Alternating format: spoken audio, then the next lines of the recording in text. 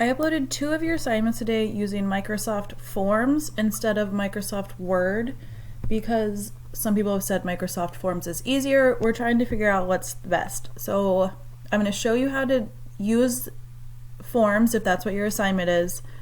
And then when you're done, I want you to let me know which one was easier for you. So your social studies work today and your ELA work are both going to be done in Forms. So when I click on the assignment, it looks like this. Then do you see here how it's like a teal F? If I click on the 3 dots, it doesn't say open in Word Online. So you can just click anywhere on this like assignment student work thing.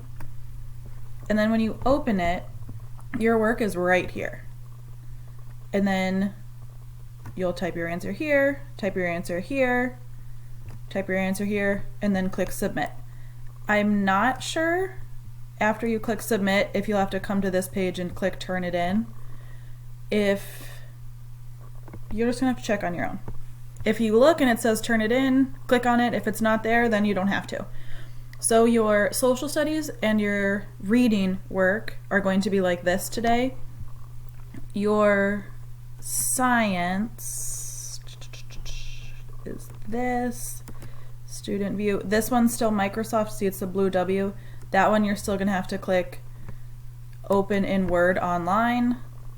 It'll open up as a new thing because you guys have to watch the Magic School Bus. The link for that, you can click this maybe. I put the link in the science folder, and if neither of those are working, go to YouTube and try to search the Magic School Bus Goes to Seed. One of those 3 things has to work. And if you can't get any of those things to work, then there's like a summary right here, and you'll write your 5 sentences down there. Then on that one, when it's saved, click out of it, and then since